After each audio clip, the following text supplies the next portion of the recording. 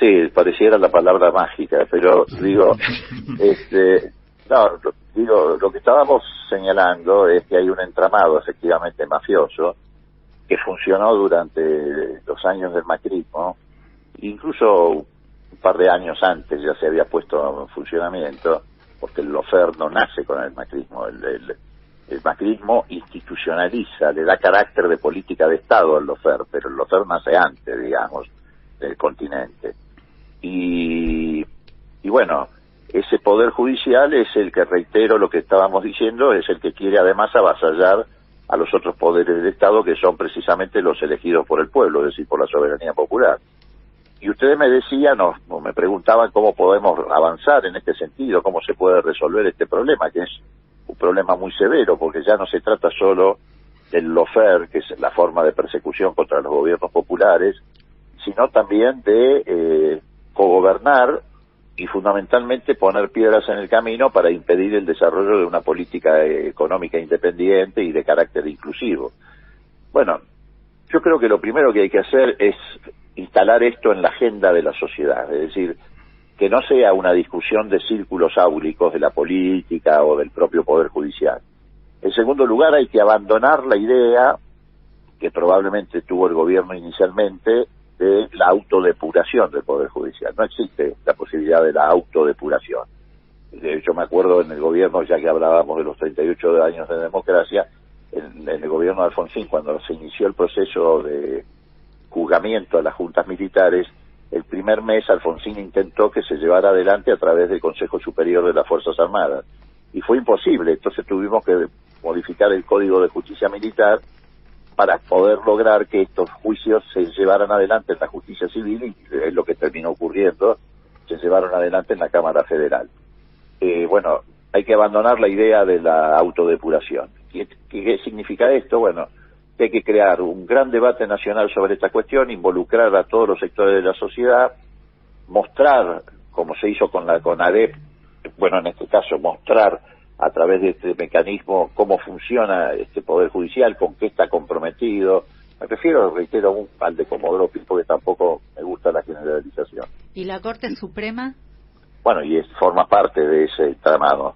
La Corte Suprema, fíjense en ustedes, hoy tenemos una Corte Suprema con 2 de sus miembros que prácticamente fueron puestos a dedo por el gobierno de Macri. Es decir, que habían consentido entrar a la Corte por un decreto, cosa que no ocurrió nunca en la historia argentina. Nunca. Y, bueno, son los que conducen hoy prácticamente el Poder Judicial. Otro de los miembros, Maqueda, está cuestionado, más allá de que habrá que demostrarlo, ¿no? Yo no hago un juicio de valor previo porque no soy como ellos, pero está cuestionado por el manejo de la obra social del Poder Judicial, donde aparentemente ha habido desvíos y defraudaciones millonarias. También es un hecho inédito en la Corte. Y Lorenzetti, que está absolutamente desgastado porque jugó al truco con todos los gobiernos que fueron pasando, y además tuvo un papel bastante importante en la persecución política, porque era el que influía sobre los jueces federales estilo Bonadío, Ercolini, es el que colaboró con el gobierno en remover a algunos jueces de las cámaras federales que no acompañaban esas políticas. Es decir, es una corte absolutamente deslegitimada, desde el punto de vista estrictamente jurídico, muy mediocre, y sin embargo siguen tratando de imponer, reitero, reglas de juego a los otros poderes del Estado. Leopoldo, ¿vos sos partidario de ampliarla? Ah, sí. ¿Cómo? Eso mismo te iba a preguntar, si eras partidario de ampliarla. Y sí, a ver, desechada la posibilidad de que esta gente reaccione con dignidad en esta nueva etapa de la Argentina y presente sus renuncias, yo creo que el camino es la ampliación de la Corte. Y creo que eso hay que lograrlo a través de un acuerdo político, con todos los sectores políticos, incluidos los de la oposición.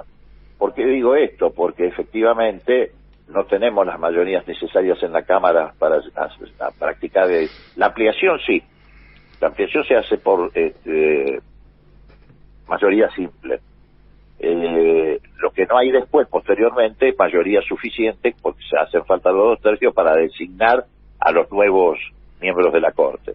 Pero yo creo que hay que hacer un acuerdo político de cara, reitero, a la sociedad, ampliar la Corte, darle mayor jerarquía jurídica, tratar de incorporar personas que demuestren, no digo independencia en un sentido estricto porque no existe, pero sí independencia de intereses, sobre todo corporativos, más que nada, de carácter corporativo, ¿no? Independencia de estos grupos hegemónicos que son los que defienden con dientes y uñas la estructura mafiosa del Poder Judicial y de los grupos económicos. Eso me parece. A mí no me preocupa si entra un juez a la Corte de carácter conservador, o sea, con ideas conservadoras. Lo que yo no quiero es que siga habiendo miembros de la Corte que son empleados de Clarín, o que son empleados de Blaquier, o que son empleados de fondos de inversión extranjera. Ahora, si hay uno que tiene un pensamiento más progresista, otro menos progresista, eso a mí no me preocupa.